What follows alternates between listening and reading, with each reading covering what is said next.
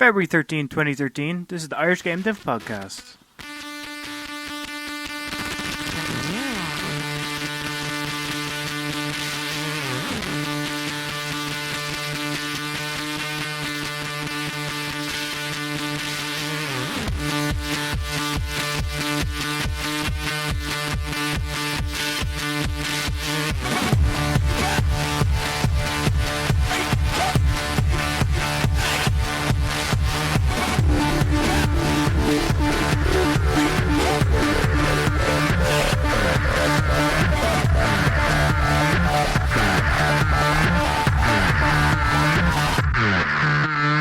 Hey, and welcome to episode 2, 3, 1.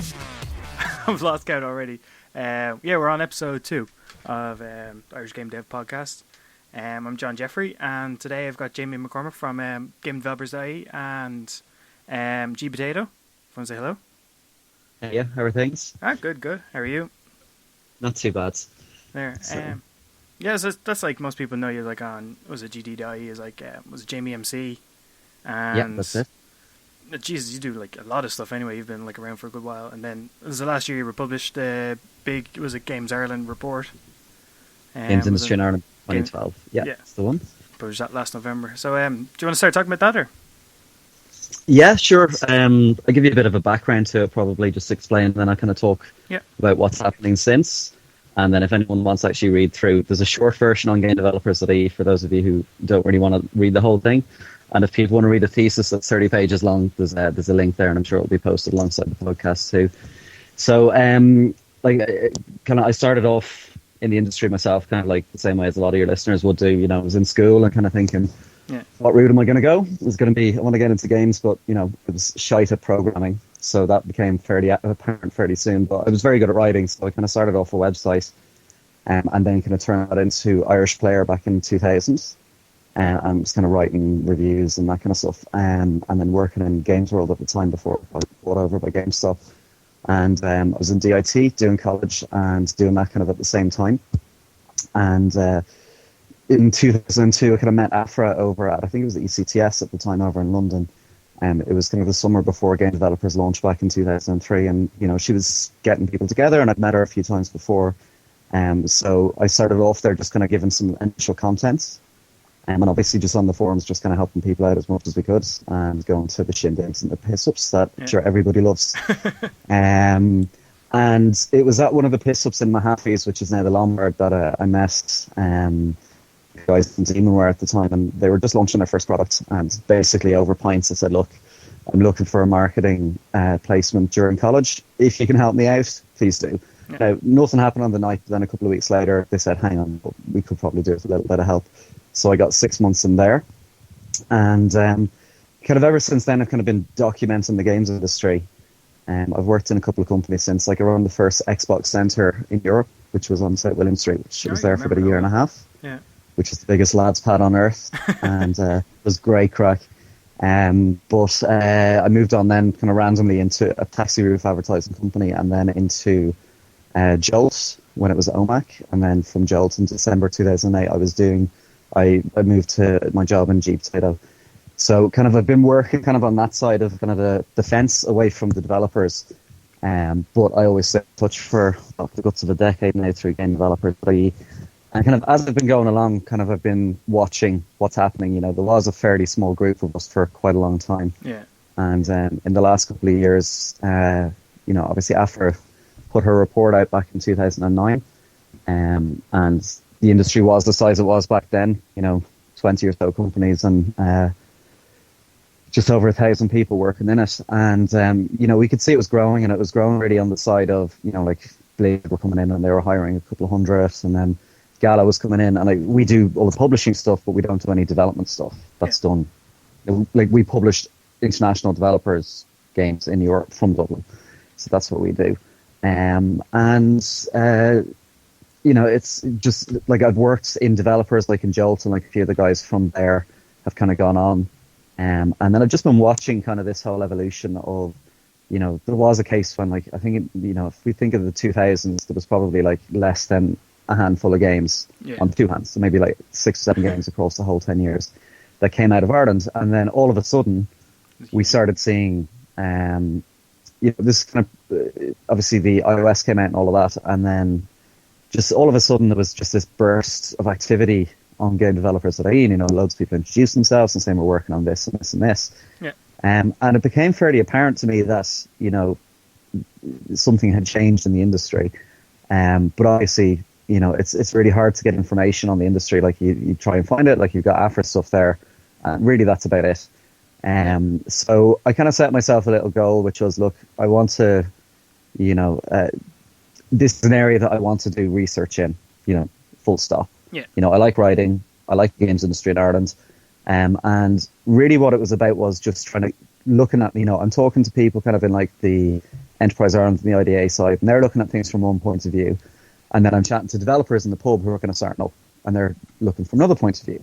Yeah. And then you've got, the lobby groups, obviously, with Games Ireland, the lads in there, they are looking at things from their point of view. And then you kind of have regular people who, they're not in the games industry, but they're interested in getting it, or say say a parent researching it for their kid, because their kid's saying, oh, I want to work in games. And they're like, you can't get a job in games. And it's just like, no, there is jobs in games here in Ireland. So there's those kind of audiences that were there. And I've had conversations with people, doing college talks and doing career guidance and the likes of GameSpa. And they were basically all asking exactly the same question. It's like, how many people are working here, like realistically? Yeah. How many of them are in the actual proper development side, as opposed to all of the, international MMO companies and the kind of services that are there? And where is it? And we could see all the different counties and all that kind of scattered around on the forums. So what I wanted to do was I'd written an article kind of just talking through the games industry in the year before, in 2011. Yeah. And, kind of showcasing that there's, a lot of potential here coming through. And really kind of ended on that, just, after I typed the article, it's like, look, we need to get a lot more information out there. So I set myself in a little bit of a quest. And in March, I said, well, look, what I'll do is I'm going to try and get a count. Something simple, 10 question survey, just trying to find out who they are, where they are, what games they're making, what platforms they're making it on. And then put that up, put it up on Game Developers, got about 30 responses within, probably 3 or 4 days. And then kind of the word started to spread from there. And then I hounded a load of other people many, many, many times to get information out of them. And if they wouldn't give me the information, then I have enough reliable sources in the industry that I could probably get a fair estimate. Yeah. But I picked like a safe estimate that I knew was reliable and that I could kind of reference back to, as opposed to just picking something out of the air. And I started off and I kind of got so far, and then I had the summer and then was away and then, mental busy with work. So I kind of let it be for a while and then kind of just did a second push then as well, just to try and track down the last couple of people. I got my April results, and I've been looking at, obviously it's one thing when you've actually got all the results, but then it's another thing to actually type it up. Yeah. So I kind of put that in a long finger, and I had my honeymoon back in September, and then when I got back from that, kind of got stuck in just to kind of get this report typed up, and then kind of just when I was thinking on it as well, it's just like, well, look, I cut the figures for kind of February, but like I'd seen maybe another 8 or 9 companies set up in the meantime. So what I did then was kind of a follow-up survey to say, look, if you're new or if something's changed, can you let us know? So, some people contacted us and said, yeah, look, we've let go of 1 or 2 staff, or say we let go of 2 contractors, but we brought one of them on as full-time. Yeah. So there was a little bit of change there. And then obviously, I just put out my reports. I'd done my article on the first one saying, the games industry is this big. And then the next month you had Jolt go bang. You had PopCap go bang. And then Game go bang.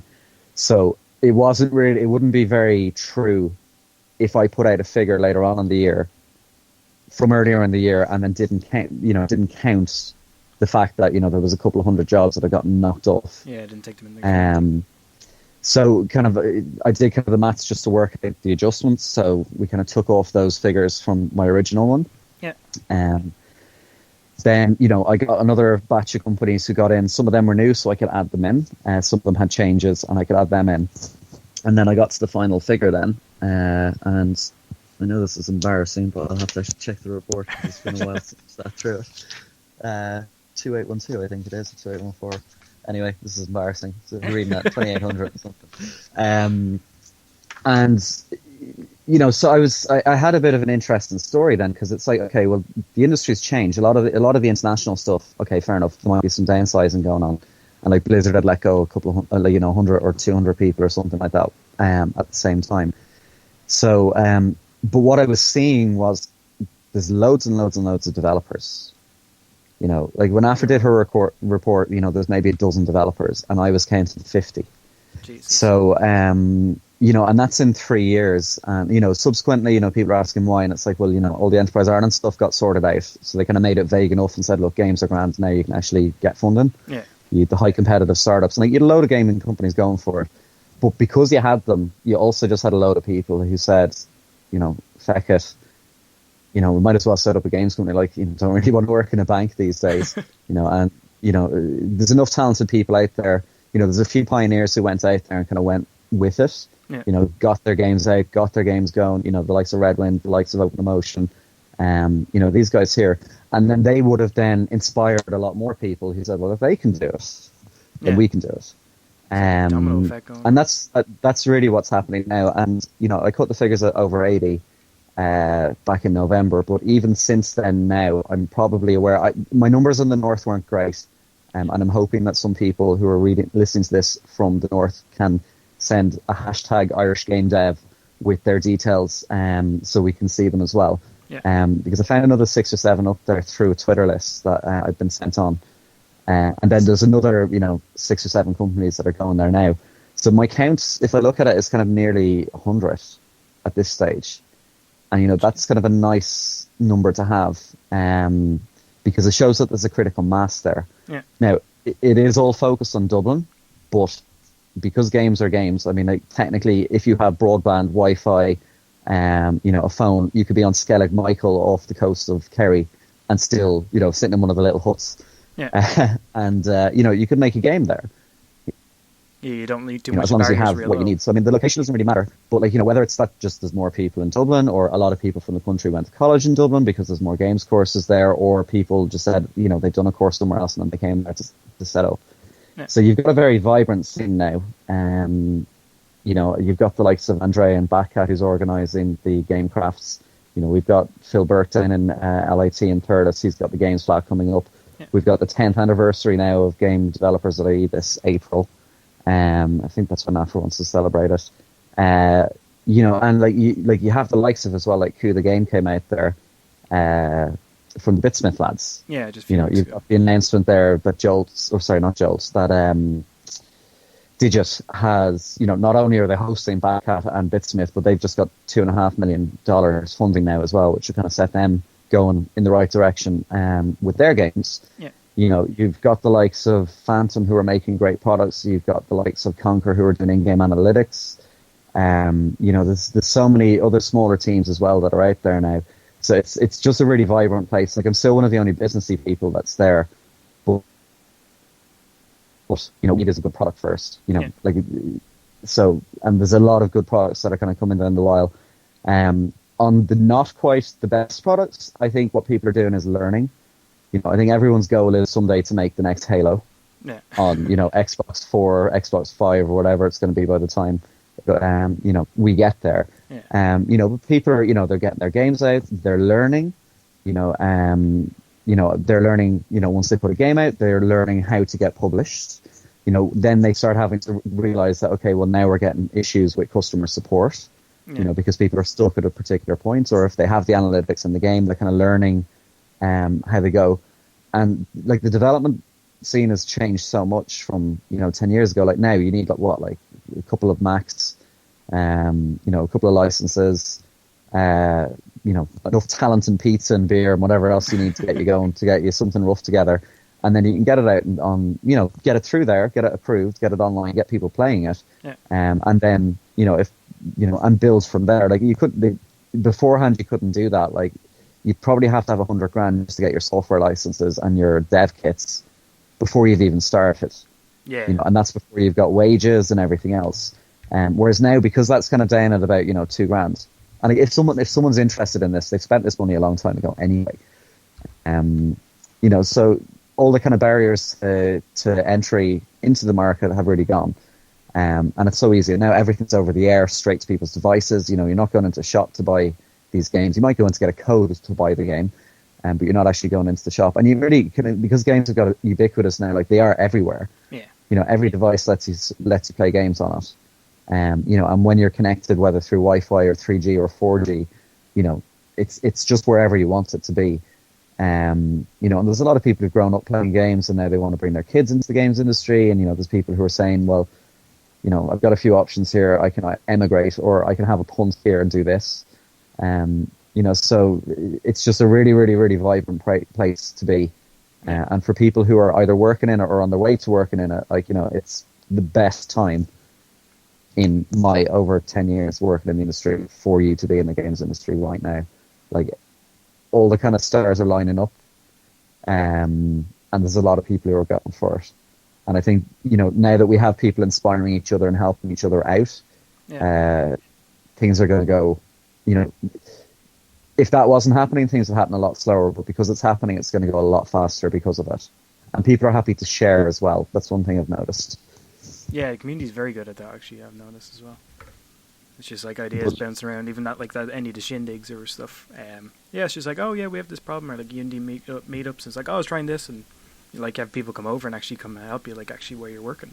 It's really cool. Yeah. No other industry has that, especially in this country. So that's kind of a unique part of the games industry. That everyone's gamers and everyone does want to help each other out. Yeah. And it might be a case of like, say you have a game, like say there's 3 teams. One of them short an audio guy, one of them short a level designer. They can barter between themselves as well. Yeah. And it's just that we'll help you with your graphics, you help us with our sound. Deal, fair enough. And because there's a lot of that kind of stuff going on, whether it's publicly or privately, that's how people are learning all of these different challenges that are there. Yeah. Yeah, it's very good actually. Mm-hmm. So, like, what do you see like happening, like just even like the next like 6 months here? Because even like today, I've actually probably just like 10 minutes before we start recording, it's just on Facebook, and it's like, oh, there's another like studio started up. I can't even remember their name now. But it seems like that is almost every other day. I'm hearing like some other new group, and it's like, oh, actually, I know some of those people. It's like I didn't even know they were like into games and stuff. And yeah, well, that's it. They're going for it. Yeah. And what's going to happen is, okay, like things are starting to accelerate. Yeah. So there's more people who are coming out. You've got a lot of people as well now who are coming towards the end of their college year. Yeah. And they're coming out of college soon. And it's just like, well, look, we can try and get a job in one of the game developers, but reality is we'll just probably do something ourselves. And that you have incubation spaces in a lot of the places around, wherever's doing games courses, they're doing it. Like, I know, like, you've got Time Machine Games who are down in, there's Adam Smith Games. It's Adam Split. Who are down in Thurles. Yeah. Sitting beside LIT, and there's space there for another 3 or 4 companies to go in, I'm sure. You've got incubators getting set up, and I've seen that the Games Ireland lads are looking for space in town to get somewhere. So I don't know what their plans are, but that's they're doing stuff as well. You've got you've got the likes of Windmill Lane Recording. They're running the Pulse course, teaching a load of people, like bringing them in from Jawsbridge and all of that, teaching them the games, and like they've kick-ass studios, like, and it's not just games that they do down there, and like, we have all of these facilities now, and like, as you said, people can just move around, so like you can go to these places, say like you're short, I don't have this software on my computer, like you have places that you can go to and just use the computers there, do what you need to do, and then go back. And there's a lot of kind of garage teams as well that I think are going to, they've probably knocked something together nice now that they're happy with. And it's just kind of about, okay, well, let's kind of formalize this as a game studio. So on the kind of the new company growth, I think a lot of that's just going to continue. There's so much opportunity out there, and it's a massive market. And like, if we think of it, it's exports, you're bringing money into the country. You've got beer money there for yourself, and like everyone wants to be able to get a decent wage out of this. It might take them some time to get there, but it's better than the alternative of sitting on the dole doing nothing, or just trying really hard, desperately to try and find a job, and it's just like you can't get it because there's so many other people who are doing it. And it's creating something from scratch. Like the game creating games is an art. it pulls together a lot of the different art forms and makes it something completely new. And like a good game, if the gameplay is good, it will sell anywhere. So that's some of the new companies setting up site. But what you're also going to see is like all the companies that set up last year, they're going to start releasing games. So you're like Q's kind of one of the vanguard, like Pebiotic and the games that are out there. There's been a couple last year, but now you're going to see dozens this year. And then probably next year you'll see like 20 or 30. That'll be when it's kind of like there's an Irish game coming out every single month. Yeah. And just people will learn. It'll be a big mangled mess of all these different types of games.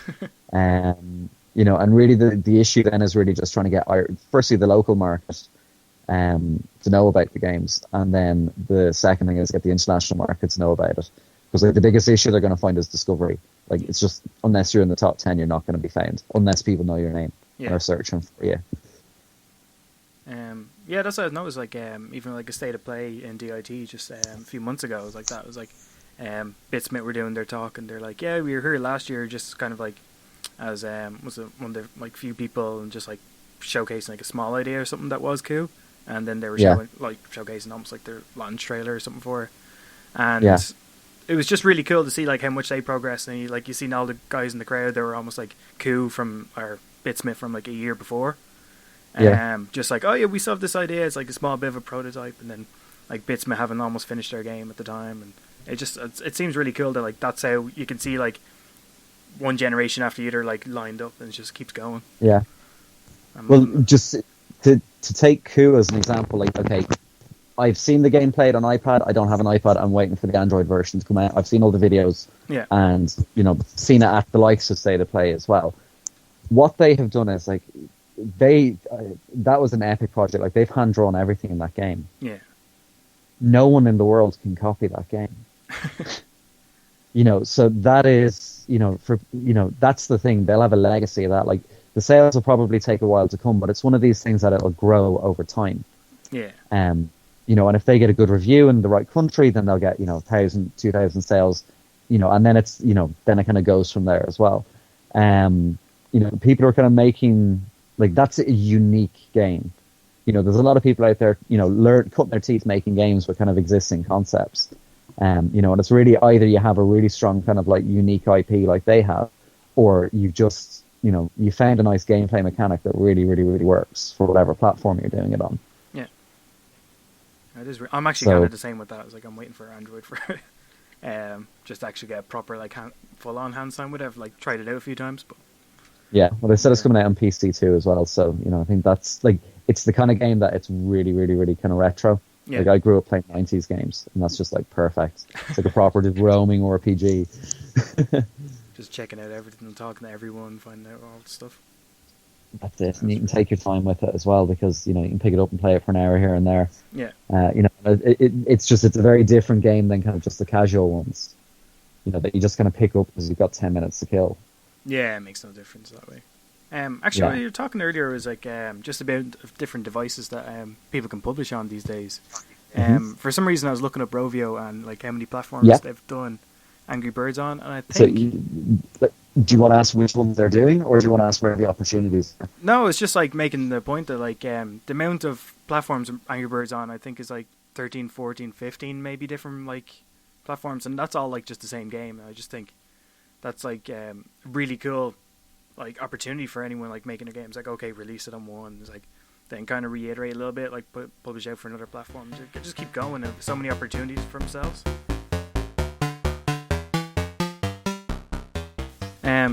So where was it? Sorry, just technical problems there. I was just talking about the abundance of platforms and people like to go for it, like beyond like the obvious iOS and Android. Where do you see like just for like the next year or two that like are going to explode like bigger? Oh, okay. Right. I think there's lots of different platforms, so I can go through them. I mean, anyone who's trying to make kind of like a top end game for the console isn't going to make it. Like that's not going to happen. That's maybe the generation after this, but very unlikely for this. Yeah. For like a disc retail game. In terms of the likes of the PlayStation Network, though, and in terms of like Xbox Live Arcade, WiiWare is one as well, but obviously that's a lot harder. They're areas that people can really kind of learn production values. Yeah. Because they won't take something that's finished. So kind of like you do kind of have like there's a very high standard for putting out games for them, and obviously Backadder have done it, OpenMotion have done it. So there is Irish companies who got there, but I think there's going to be a smaller amount there. For PC with Steam, yeah, it's the same kind of thing. I mean, I know you can get a lot of indie games that are out there as well, but if you want to set up like loads on Steam, but if you can start off in the indie section and do the green light and all that kind of stuff and get through there. So I think there's going to be some great opportunities there. In terms of kind of web, so this is kind of browser, but kind of this cross-platform, the technology is going to come on quite a lot. I'm running into an issue now, though, where, like if I'm playing a really flash-heavy game, it's my computer that's the problem, not the actual flash itself. And like there's some really, really, really heavy games that are out there. And a lot of people on the web don't have a gamer machine. Yeah. So if you're making a web game for a very gamery audience thinking that everyone's like you're going to have a very limited audience. Like you need to make it for low spec. Like a lot of people, they may have bought their laptop or a computer a couple of years ago. It may not have been upgraded in a long time. Say younger players as well, they maybe have hand-me-down laptops or computers. Like their older brother got an upgrade and then said, here you go, you use mine. So you've been using it anyway and here's your own thing. So that's going to be a huge audience there as well for lots of different types of games. But you would then have a lot of the people who would have spent time on PCs beforehand to now have smartphones and tablets and likes of the Galaxy Note, which are in between. So it's really about now kind of like you need to kind of treat each platform has a different audience. Like you'll have the people kind of drop in here and there, but like even as console, like I have a PlayStation and an Xbox and a Wii and all these other things sitting under my TV, but I just don't have time to play them anymore. Yeah. And whereas when I was younger, I may have bought like a game every month and blitzed through it. Like now, like I have about 6 games sitting in there that I bought that are still in their wrapper, and I just haven't had time to play it. So I'm probably about 2 years behind the newer games that are coming out, unless it's something big, like I'll be grabbing StarCraft and a few others. Yeah. But then you also have the likes of these Kickstarter platforms, like what Oya are trying to do, and to a certain extent, kind of Steam are doing with their, the big screen stuff that they're doing, is going to be really interesting because it's kind of things that are going to come full circle. Android went off as a touch-based thing, but everyone wants to play games on a pad. So Oya came in so that people can play those games on a pad. Yeah. And because it's basically, they're giving away the console for, a very reasonable price. It's not expected to be certain specs. And I know that developing for a lot of the mobile platforms is like, iOS is grand because you only have like 3 or 4 devices that you have to optimize for. But with Android, like it's everything.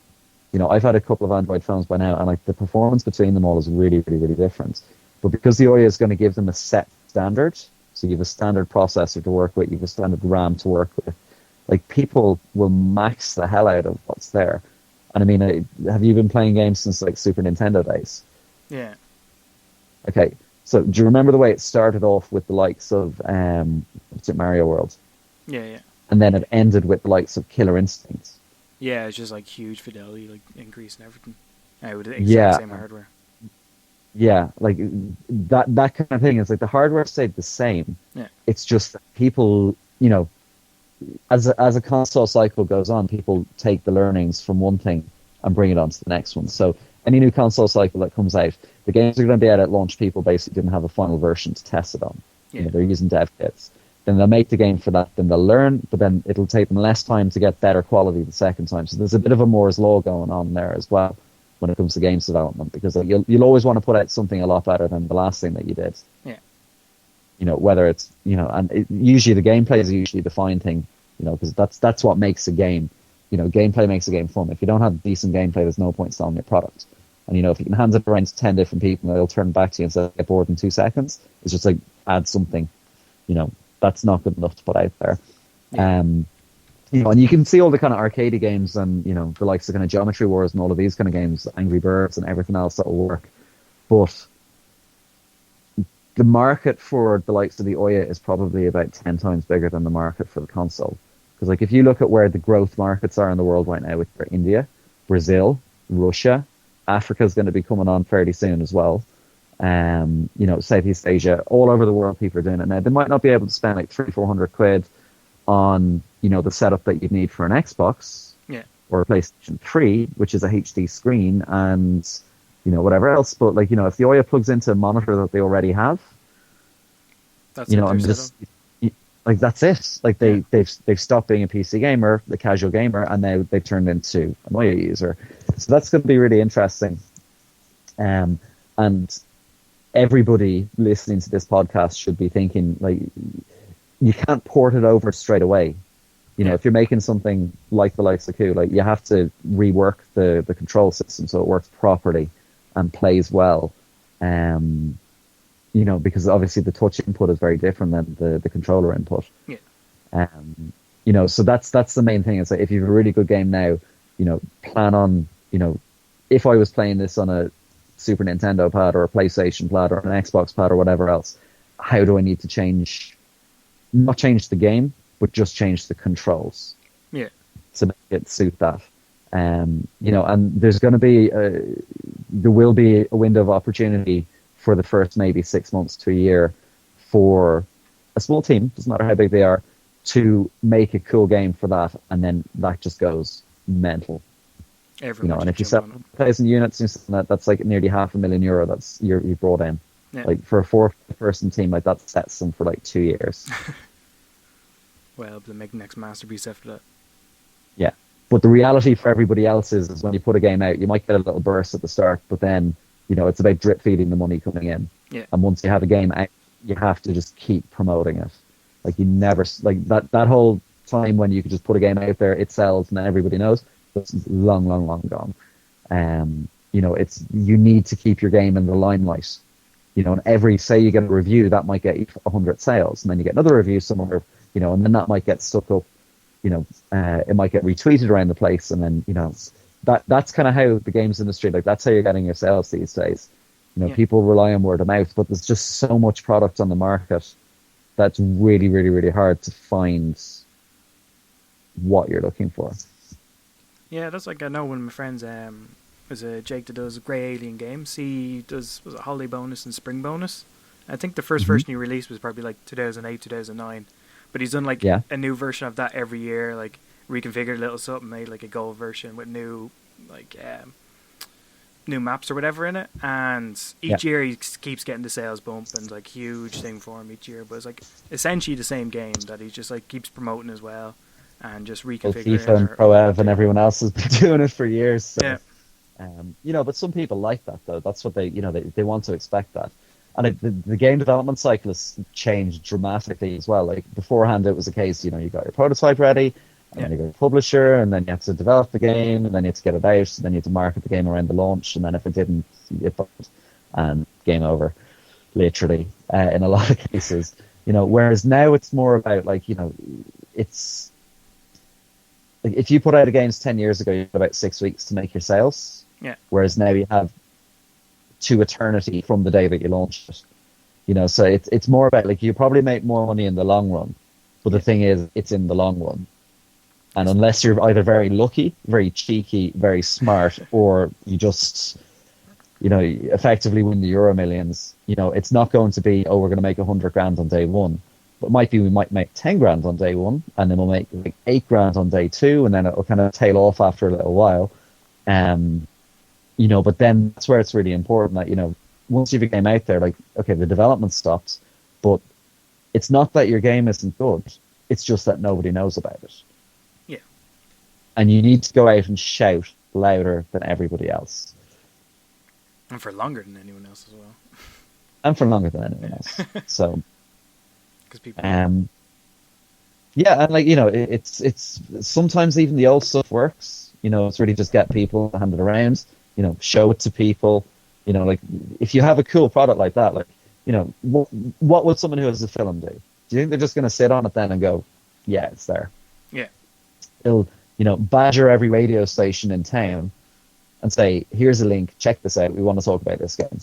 And then a load of the journalists there will say, oh, hang on, that looks really cool. And, they might get 10 or 15 phone interviews. Yeah.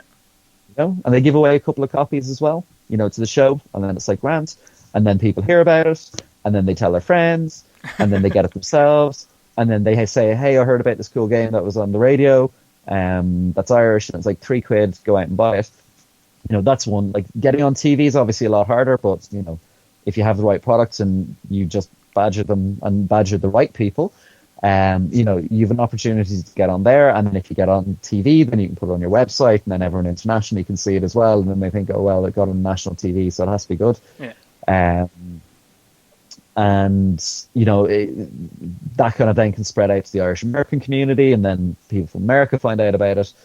And then it kind of gets translated into different languages, and then people there in those countries find out. Like, the funny thing with the report was it got translated into about 20 different Chinese sites, which is very cool. I wasn't expecting to see it there. I was expecting, hoping that, like, get it into France and Germany and English and, the US, but I wasn't expecting people literally to translate, a lot of the PR that we put out into Chinese and then republish it there. And then it kind of spread like wildfire from there for a couple of days, which is very, very, very cool. No, that's really cool, man. Yeah. But the thing is that you have to do it.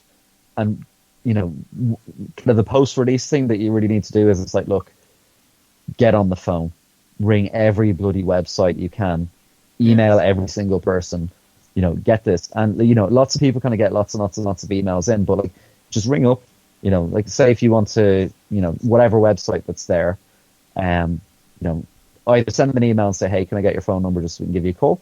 And a lot of the smaller sites are just like, yeah, no, we're more than happy to take news and stuff like that. On the bigger ones, it's more of a case of, like, ringing them up. Yeah. You've got, like, doing kind of the elevator pitch to them on the phone. So it's like you ring up and it's like, you get through the reception and it's like, look, can I speak to someone in the try and go for someone in the news department. Yeah. Because if it's news, then it's good.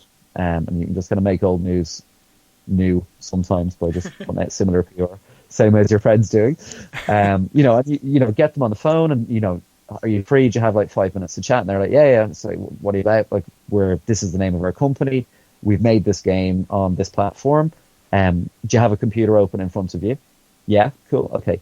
Can I show you a video of it? Because it'll probably be easier for me to let you just see the game. And then while you're looking at the game, then be talking to me. So, like, direct them to the YouTube channel or wherever that is.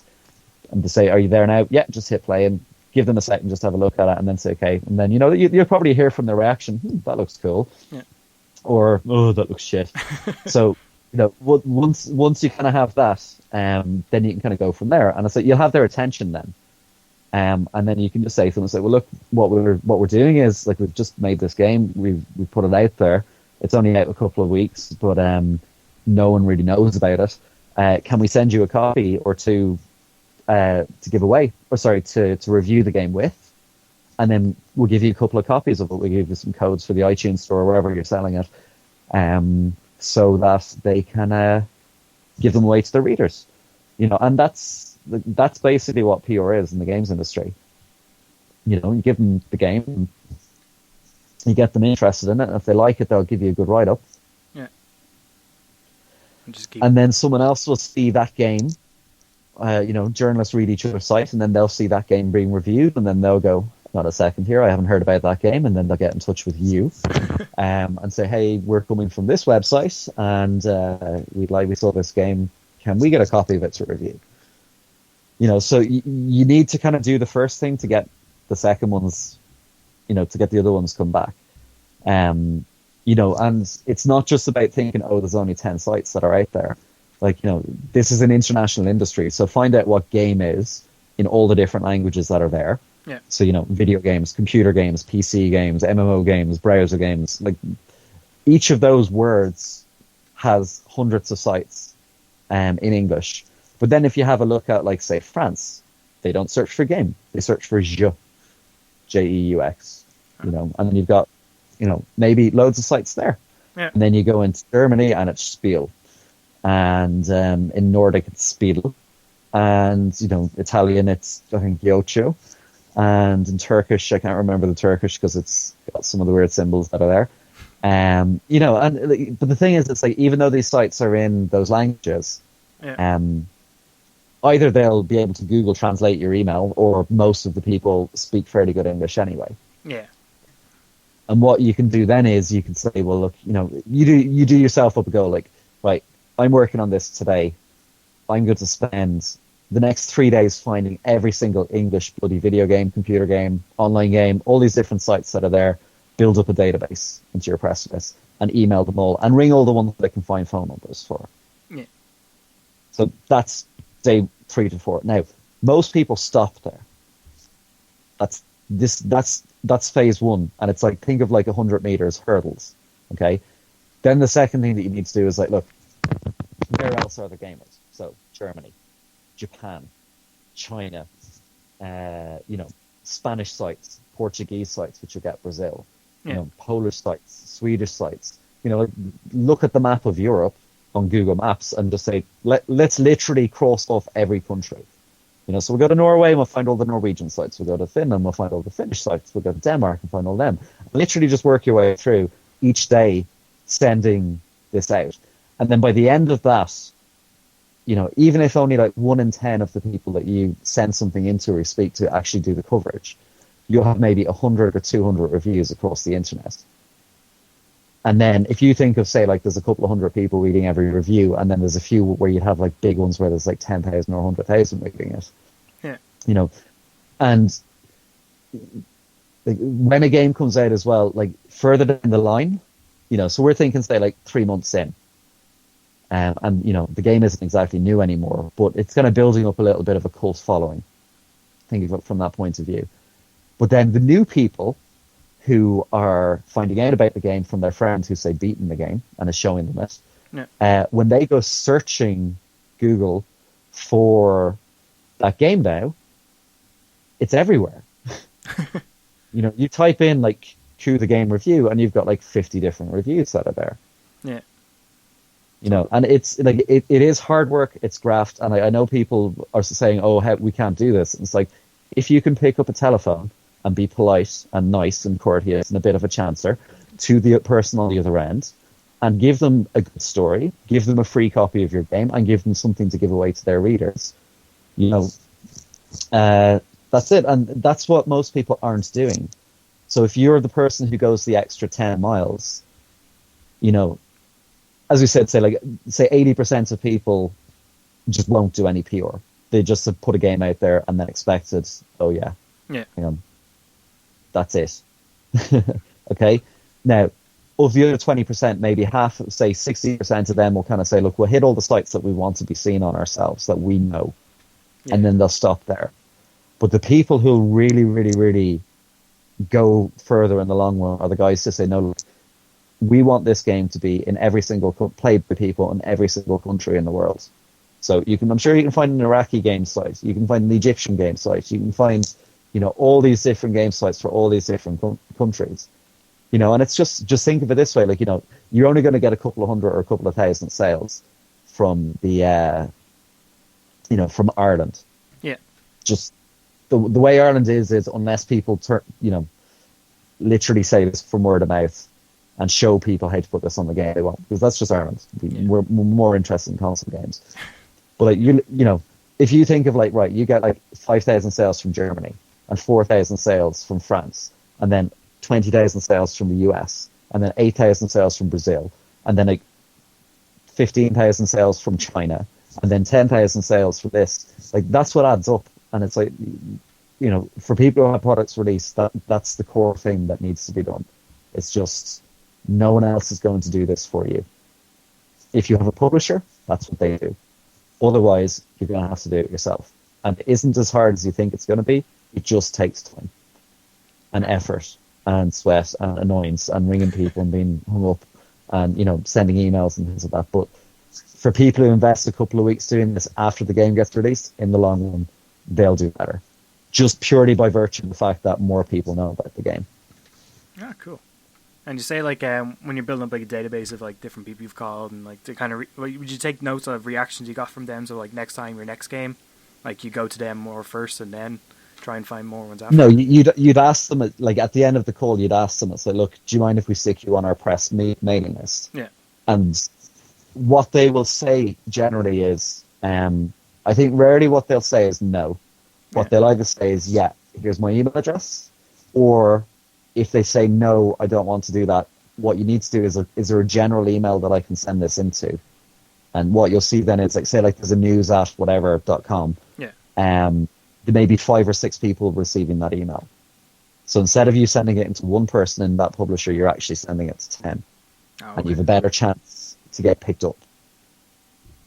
Ah, cool. And as well with that, as I say, like it's probably good practice not to bug people as well. It's like, hey, so I told you about this game like 2 weeks ago. You still want to kind of review, or it's just does that get to like a level of annoyance that, like you don't want to tread on?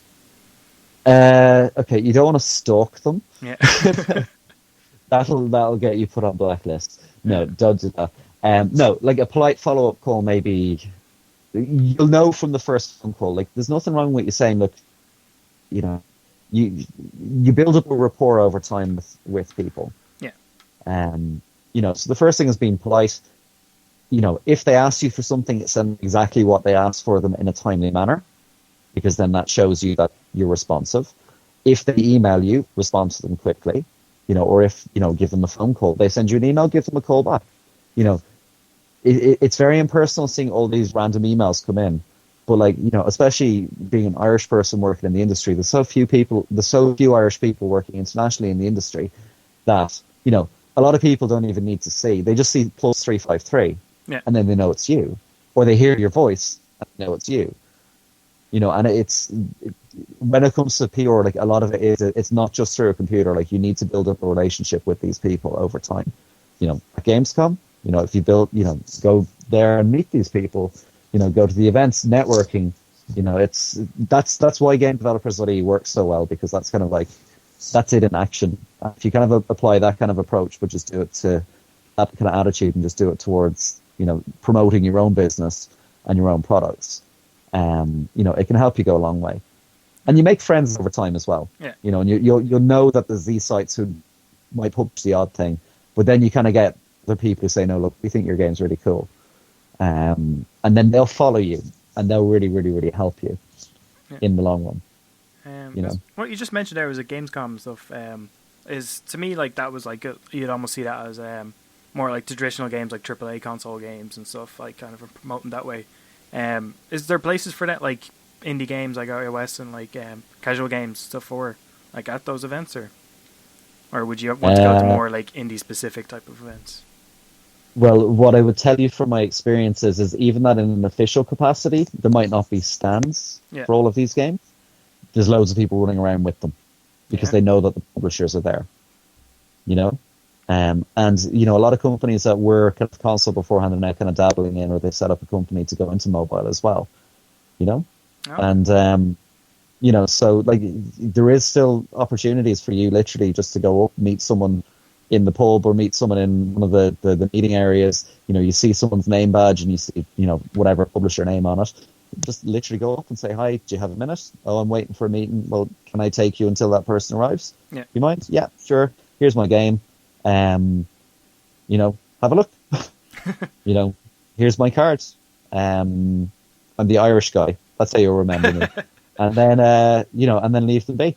But again, it's, you know, the games industry is all about networking. Yeah. You know, if you don't network, if you're only kind of, if the only people you're talking to are only the team, then that's something that you need to change. Because you've spoken to your team, you know each other, you know your products, and then everybody just needs to go outbound. To stop looking inwards and really just go out and just broadcast on all channels. Yeah, that's really good. And but also, it's time and effort. There's no major cost for your phone bill to doing this. It's just time and effort. And no, I can't stress enough. Just do it. If you want your game to be successful, get on the phone, get on email. It's not going to happen magically. Yeah, that's the thing. Is kind of just like an Irish way, is just being a bit of a chancer doing anything like that. So hopefully, like a lot of people take their like good feeling just going for it. Well, if you have that and you're backed up with a good-looking product, Yeah. a fun product or an intuitive product or something that, can go there. Like if you go try and sell something crap, they'll just look at that and laugh. I do see it. If you have something that is good, yeah, the Irish term does go a long way. Oh, that's cool. Don't do diddly eye in like Irish dance or river dance, No. or whatever. That's almost too far. No, you'll have to battle those jokes away and those stereotypes. Yeah. So, but just live up to the main one, which is drinking. Yeah. Drinking at a table. Okay, cool. Review the game. That's it. That was very interesting actually. Some stuff I didn't learn. I was like, especially that, I didn't think I would actually get some language lessons there. I never knew like what the different words in different languages was for a game. Like, okay, well, I'll give you a quick example. Google.com/translate. Yeah. Language English video game. Yeah. And then literally translate the different languages. And then go to Google. Whatever that subdomain is. Yeah. Search that in. Type in a game that you know, like Halo, and it'll get flagged up. Oh. And then literally just go through them. And you'll find out fairly quick, generally game sites have the same sort of idea, like the contact is either up the top or down the bottom. And even if the thing is in a different language, like if they're using WordPress or something like that, you'll see from the link, It's like contact. So it's easy to know. Yeah. Oh, that's cool. Excuse me. What was it I was talking about? Oh yeah, was it talk about was it GD.ie, because that's been going for 10 years now this year, isn't it? Yeah, it is. And how long have you been involved then? Since 11. the very start. You're right there from the start, getting it going. Well, no, Afra's right there from the start. I was one of the earlier volunteers for it. No, she kind of how that came about for her was Afra had been doing her research onto. She's a sociologist and she'd been doing it on games industry, and then she basically realized that she met a lot of people and they didn't know each other. Yeah. So then she set up Game Developer. One of kind of the findings of her report, which was loading, please wait, Ireland and the games industry, something like that, was to set up a website to plug this gap. Yeah. And she had got there was some of the people in her college, she was in DC at the time, who did the site up, and then they launched it at the Guinness Storehouse in March or April 2003. But through Irish Player, which was the site I ran at the time, I got to know her, and then I'd met her, as I said, over in London. And so kind of ahead of the site launching formally, I was kind of starting to write various different articles with a view to having them published on it. Then it was about basically just going along to piss-ups. Yeah. And meeting people, and I got my job in the games industry through a shindig and GameDevelopers.ie, and that's going to set me on the path that I'm on now. So I'm eternally grateful to that. I've made some fantastic friends through the community as well, whether they're in Ireland or if they have legs out and won't come back. Yeah.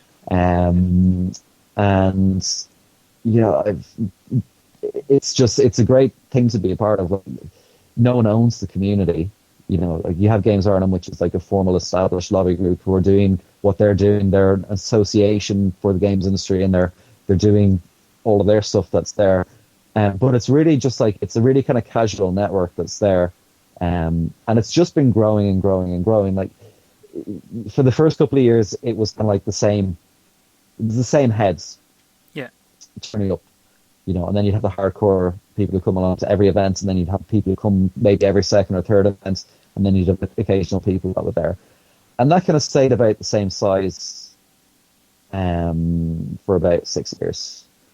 But then, there'll be more people coming on, and then all the college courses are coming on, so then we got lectures, and then we got more students coming through as well. But then just things started to take off then, 2009, 2010. And it's kind of accelerating now that you just have, it's a huge resource of random information, ranting, really, really, really good kind of portfolio stuff, a message board for people who are looking to get different peoples on their team, for people to stick something up about. And the redevelopment that looks like it's shaping up will really make that a lot more easy to find. And I know I'm happy to sort through a lot of stuff on that and really kind of just try and help make it a lot easier for people who don't know where to find the stuff find the stuff. So I've had some great opportunities, like just thinking about some of the articles I did. Like there was one like back when Aircom launched DSL broadband back in the day, about 2004, 2003. Looking at all the opportunities that the future internet had, and this is all nothing like happened in retrospect, because just like the technology kind of bedded in, but then it took a while for people to actually get the hang of it. Yeah. And then by kind of 2010, everyone knew how to use the internet, and it stopped crashing. So they'd figured out all those things, and then it kind of just got better and better and better.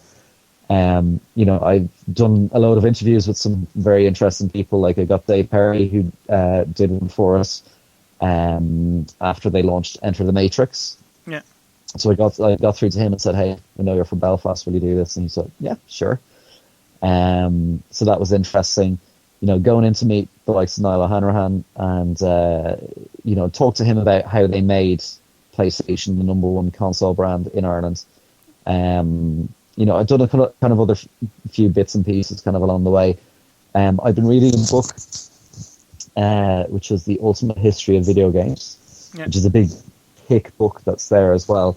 And when I was reading through that, there was just like it's somewhere buried in the book, just I came across, and it was kind of late 70s that they were talking about it, and they said, and then this person went off to Ireland to set up Atari.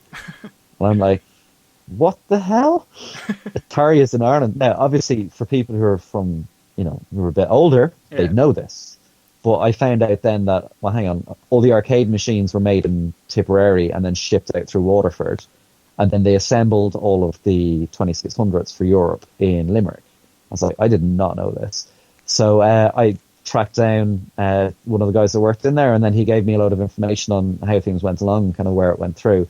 So that kind of showed that it was there. Like I know through my time, I've also met some of the guys. Like there was a Moon Walker game, I think on like one of the 8-bit consoles that was made in Ireland early 90s. I know when I was in Demonware, I met some of the guys who had worked on it. And then obviously like I know like the likes of Funcom, they had put out a racing game then when they had their team in Sandyford. So like, there wasn't really much to write about, but nowadays it's a very different kettle of fish. Like you just have like there's hundreds of developers, you've got dozens of teams that are out there, and everyone's egging each other on. Whether they're doing it through the forums, whether it's on Twitter, whether it's meeting people up, at various different events, and the game developers, like the fact that it just enables that. That's the point. Like it was set up to get people talking. And it did, but we bitched and moaned and complained, and then eventually a lot of the bitching and moaning and complaining got fixed. So like one of the issues was, oh no, we can't get anything, we can't get funding because this is not EI supported. And then they sorted that out just by making it vague, and then saying games specifically in a word, and then that kind of fixed the problem there. The college courses, they're all set up now. They're all learning from each other as well. You've got a really kind of big group of people who are coming through with game development skills as well. They'll kind of fill the gaps in. And like that's one thing when I look back at the report, I didn't really count any of them.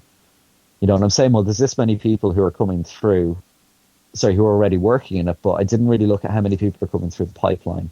So I think for the one that I'm doing later on this year, I'm probably going to see, I'll have a chat with the colleges and see what information they'll give me, but I do want to get an idea of, we've 700 developers in Ireland, but then we have another 80 programmers, 40 level designers, 10 audio people, with various different skills that are there coming through. Because that's important for people to know, because if you're trying to hire, you need to know what's coming down the line. And if you have like 3 or 4 people in your team and then you want to make, a second game, and you need to know, right, well, it's, knowing who's coming through college, is really important as well, because you can start planning based on, like, okay, well, we'll give you a job doing this. You're finished when? Okay, July. Right, well, we'll just work for you, that work towards having you join the team in July. And then they can progress and kind of plan along, and then you come in, you get started doing what you're doing. And so, and that's it. Like, once we get over 1,000 developers in Ireland, like, that's going to be a really, really, really good day for the Irish games industry. Yeah. Do you see like any of the studios and stuff growing that like they will be doing like the bigger console and bigger PC budget games, or? 4 or 5 games time, yes, definitely. Yeah. Straight away, no, and they should do it straight away. Like, there was no chance to learn when it was just console.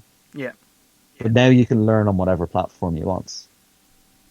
So you see a good future then, anyway. Yeah, you just keep going for it. And you get your first game out, you get your second game out, you get your third game out, you get your fourth game out, and like any skill, like, it'll get better with repetition. Yeah. It'll get faster as you do it, and the quality will get better. And I mean, anyone is in this industry, like, you never stop learning. You're always looking. Like, a good person in this games industry never stops learning. They never are happy to sit in their laurels. They always want to push themselves that bit more. Whether it's, we're going to make this really cool game mechanic, we're going to invent a new game mechanic. Yeah. We're going to do graphics, in a completely different way than everybody else is doing.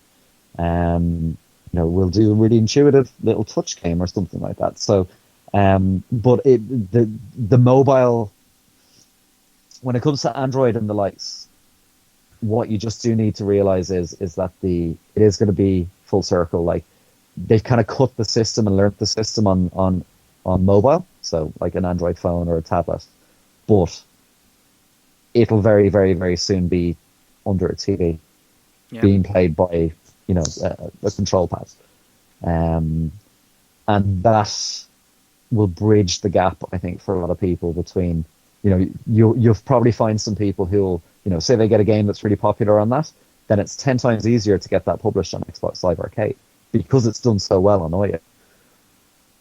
It's already showcased, like. It's already showcased, and then they want to do it. Yeah. I mean, think of what Minecraft did.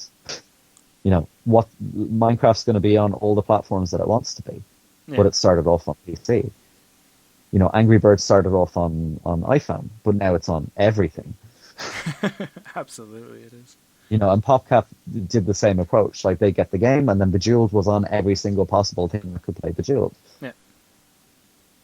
So they're kind of like the launch pads that are there now. We don't have a Kickstarter in Ireland. There is funded, but I'm not sure how the Irish funded community would be feeling about putting up, like, realistically €250,000 or €500,000 to get a games company that's unproven up and running. And because you have to have a company that's set up already, obviously that kind of rules out a lot of the ones that are there. But,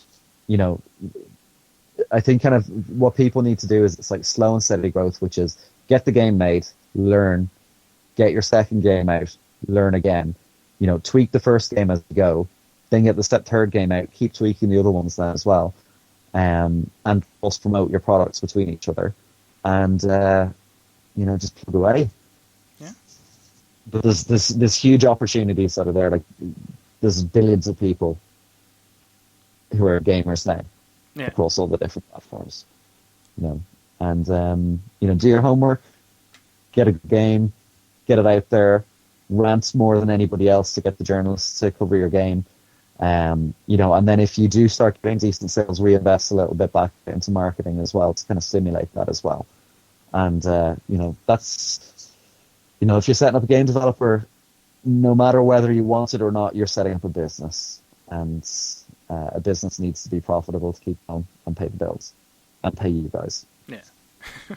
And it might not be the best wage on earth. It's not necessarily going to be 100 a year, but if you're on 30 something grand a year, or 20 something grand a year, that's enough to get you going. And then if you get your second game out, then maybe you can go from that up to up by 20-30%. And as long as people really think, look, once we start making a game, we'll keep pushing this, we won't just blow the money that we're making. We store it for the company for wages in the future, and everyone chips in. and really everybody helps. Like, it's a team effort. Yeah. And if the team that fights more will always win. Oh, that's cool. I don't know. It's just kind of like, I don't know if you listen to Phantom, do you? Phantom, the radio. Yeah, radio station 105.2. Yeah. I just hear every morning, what's it, Joan Keats or whatever, but the one mantra they keep saying is like, head down, keep pedaling. But I think that kind of like, that's what you should be doing with like marketing and that. Just keep going for it. Just do it. Yeah. And it's just purely, just don't think that this is just magically going to happen. Like, it'll keep you under absolutely no illusions. If you do not promote your game yourself, no one will find out about it. Yeah. If no one has found out about your game, you cannot make any sales, bar luck from people who are just randomly finding it along the way. But put the time and effort in, and, you know, unless someone has Tourette's, pretty much they should be on the phone. Okay, that's cool. Is there anything else you want to talk about, or I'm just trying to picture my notes. No, well, it's just musing about what's going to happen in the future. I mean, like, maybe if you want to, I know obviously I'm involved in GameDevelopers.ie, but maybe if you want to talk about your site then as well. Yeah. So I'll ask you some questions. So why did you set things up? Why or when? Well, both. Why and when? Jeez, I don't know. I just kind of set it up as just like, I've always been doing podcasts and stuff, and yeah, I've done numerous ones. I've done like under like End Life Studios. I've done it in Aberplay when I was in Aberdeen, Dundee. Then I done one in Vancouver under the Creative Van. And then I started trying to do another one here, and I was like, oh yeah, I'm going to do like tech and all this. But I always keep coming back to games. So I was like, fuck it, we're doing games. And just like from chatting to everyone, I was like, yeah, go, we're doing that. And yeah, just like chatting to yourself. And then we've had like Andrea stuff on, and Diarmid as well from, was it Microsoft? It's just like really good conversations, learning loads, just for I share with everyone. Yeah. Because it's just like kind of like, yeah, it's like community spirit, like from GD.ie and stuff. It's like, yeah, just like get the conversation going, get people chatting. It's like brilliant that way, I think. There's a lot of very real life stories out there as well. Yeah. There's some funny stories, there's some ridiculous stories, there's a few sad stories, but there's a lot of crazy stories as well. And like, you know, there's enough podcasts that are out there that just are talking about, oh, this is the latest game that comes out. But you know, it's telling these stories that's the important thing. You know, if there's any Irish media listening, very few of you really give a shit about the Irish games industry. It's probably one of the best economic stories or technology stories or business stories that you can hope to have, but you still don't care. So this is why. You know, so, you know, really, this is kind of what we need. And the more we kind of let people see, the more we let people hear, the more we let people show and tell. You know, that's really how we're going to help. And you know, I suppose one of the fundamental things about GameDevelopers.ie is it's like, look, it's open to everybody. You know, and if you don't ask, you'll never get a response. So, you know, and don't be afraid to come and meet the people. Like, it's, you know, they're all normal enough people. Okay, there are a few alternative people, but normal enough alternative people, if you get me. Yeah, but like that's the industry that you're working in. Like, you know, it's not like you're down in the IFSC, you know, being surrounded by a lot of suits or going in there. Like, we run away from those people. Yeah, I think that's probably my first like GD like shindig was it would have been like 2006 thereabouts, and it was some pub up near the Digital Hub, like around there on Thomas Street. I think the pub's closed down now for sure. But I remember that I was going in. I was like, I was fucking terrified because I was just a student. I was like, oh my god, these are all these big game developer people. But no, like the crowd then, like even like Jesus, I'm not even sure what your man's name is. Skyclad, I remember him because I was chatting to him that night. Just that's his name on the forum. I can't remember his real name. Dave, yeah, that's it. Dave has made sure that GameDevelopers.ie doesn't break for the last 10 years. Yeah. So a big thank you to Skyclads. Thank you. Brilliant job. But I just remember like just chatting to him. It's like that. Like once after that, I was like, yeah, this is like really cool. Like they're really welcoming and all that. And it's like the same crowd even like now, today. Like a lot of the same people still around. So I think that's very cool. Mm-hmm. And then all the new folk as well. Well, that's it. It's word of mouth is how things are spreading as well. Yeah. You know, and you know, it's as I said, like you've got Andrea running Dublin Gamecraft and Belfast Gamecraft and every other Gamecraft that's coming up now, which is really, really, really good, because that's giving people a really, like, if people are stuck with specific things, they can go to GameCraft and then they can find someone who's done it and can get really practical help. Yeah. And the piss-ups were fine, in terms of socializing and networking and meeting a few people, but they're really hands-on events. So, I am stuck, I need to learn how to do this, and then you can watch someone do it. Or at least find a contact there who you've explained the problem to and who's probably volunteered yet. I'll give you a hand next week. And for a lot of games teams that are there as well, say they have like 3/4 of the team, and say like someone dropped out or they just proceeded anyway without somebody else using whatever kind of crap artwork or whatever it was that they could mock up just to get something in there. I really hope that they just grow and go from strength to strength. Oh yeah, that's like I was at the like 2 of them last year, and it's like that. Even like the first one is kind of like I was only just back in Ireland as well, I was getting to know everyone again, and it was just like networking, chatting to everyone, and like that. You had a few meetings like shindigs or whatever during the year, and then the November one was just brilliant. It was like going around, like do a bit of work or whatever, like on your game, and then go around chatting to people, see what they're doing. They're like, and then you're like saying, "Oh man, I'm still trying to figure out this problem," and then they kind of just give ideas back, and I love that vibe just out of the game. Like GameCrafts is like, it's just like everyone's there, everyone's working, everyone's helping, and everyone's your friend. Except for when the prizes are given, you like feckers win. Besides that, it's good. Yeah, that's very true.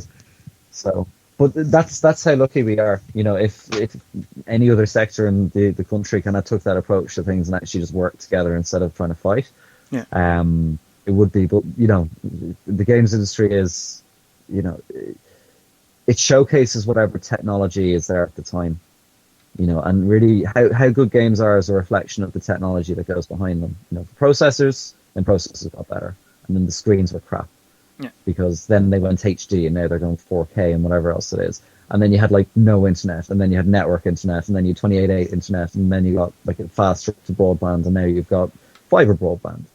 And each of those different things enables different types of games. So, and it's just, how you'll exploit that is really just getting a load of random people together, sit them down, throw a load of ideas at a whiteboard and at the wall and, flesh things out, just hammer it out between you and then just go for it. And you're going to have a lot of people who encourage you on the way. And you have, there is people who'll, constructive criticism.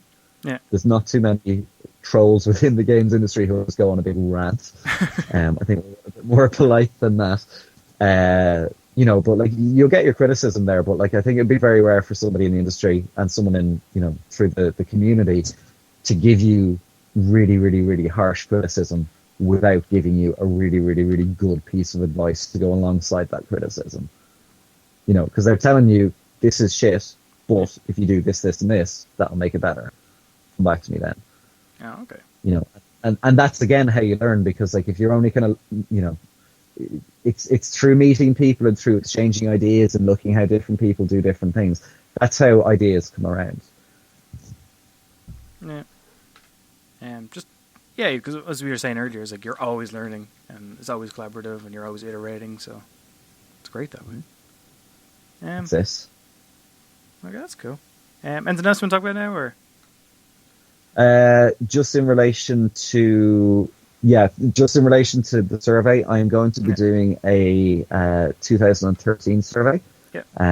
I want to take the 2 points again for February and for October, but I'm going to this year do it a little bit differently. So what I'm asking people to do is, if you can send me a message through Jamie MC on GameDevelopers.ie, or on LinkedIn, or tweet me, or whatever way you want to, Dublin Jammers on Twitter. Just basically send me your details. I'm trying to build up a list. Like I found another maybe dozen companies since the last one, so I think I'm maybe going to publish a list of companies just so that everyone can see who's there. Yeah. In the country. And then it's really just getting the word out about that.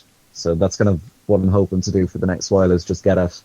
And then later on in the year, I'll blast it and get the figures, and then be able to put it together and do a 2013 report, and hopefully show that there is, there might be consolidation in some of the international companies, or there might be consolidation in like the likes of the retailers and, some companies are, because they've got better at things, they need less people to do the same work. Yep. But what I'm really hoping to show is that a lot of the games companies that were pre-release last year now are post-release, but then that there's a huge amount of new games companies. And what I'm trying to identify is that you can be in college, and you don't have to have like games company limited to do this. If you're a team that you're planning on making this into a game when you finish, or if you're kind of bedroom doing this part-time and then you're maybe thinking of switching full-time, like we want everybody that's there. And I'll find you one way or the other. So, basically, the more information we can put out there and everyone can see, hopefully it will be a little bit better. And I'm also taking kind of suggestions then as well. Like if people are stuck at, I need to know how many designers there are. I need to know how many, are there these kind of skills here? If there's particular challenges people want me to see if I can address in the report. Like at this stage, I'm open to anything. Yeah. Obviously, I'm going to continue what I did the last time, but I can expand it a lot more as well. And if there's anyone from college courses scattered around the country listening to this as well, like I'm very keen to find out, firstly, how many people from colleges are working full-time training people who are going to go into games, because I never had any figures for them. And I know that there's, probably about 30 or 40 around the country who are doing that as well. But secondly, like I'm really trying to find out how many people are coming through college courses. And then out of those college courses, how many of them realistically expect to either set up a games company or go into a games job? Because some people do a games course and then go into something else. Yeah. But I'm trying to see how to kind of project forward that we can say, okay, well, there'll be this many people, in 2013, 2014, 2015. Because I think that'll fill in a lot of the gaps as well. And if I can see then in future years, okay, well, say like Carlo, they're pumping out people, and then we see like a cluster of games companies start around Carlo. You can kind of put 2 and 2 together. There's a lot of students coming through Carlo, and then a lot of games companies set up around Carlo because they're living in Carlo after going to college there. Yeah. That's the kind of stuff. That's why I do the twice a year thing. Okay. Because if you do annual, you miss that. Yeah. Do you take into account like any like the developers you talk to, like did they go to the college courses here, like the ones working in studios already? Or where? Or not really. Another project I'm working on is doing an expat survey, which is basically trying to find people who are Irish that have emigrated and have scattered into the winds, but might be interested in coming back. Yeah. So there's those kind of things, and when you're doing research like this, you can't go into too much detail. But I might do kind of like an individual, like the games industry report was like kind of on the companies. Yeah. But if there's enough demand out there for people, I might do something which is based around the skills. So I can try and say, okay, well, here are all the different skills. Try and get like 10 or 15 interviews with people doing those different jobs, and then kind of collate that information into one to have kind of like job profiles. Yeah. But asking specific details about where it's very, very, very hard to do, and unless people want to genuinely give that information or know that information, there's no point asking a question that you're not going to get an answer to. Yeah. Oh, okay. Just an idea. So, So, but that's really like I can do whatever you want. So, I mean, if people want to leave comments on this, I'll read them. Yeah. And if there's an area of the games industry that you feel should have some research done on it, now's the stage where I'm taking ideas, and if I can see, right, well, I can get enough data to make a little kind of tangent about that, I'm more than happy to. It just might not necessarily be straight away. Oh, very cool, very cool. Nothing else you want to plug now, or? If I'm getting to the plugging stage, yes, gPotato.eu, Dragonica, play it on a Super Nintendo pad like I do, it rocks. We've got Age of Wulin, which is coming out fairly soon. We've just finished localization on it there. So again, if you are on GameDevelopers.ie and not someone international who's listening to this just trying to scam a beta key, send me a PM just saying who you are and where you're from.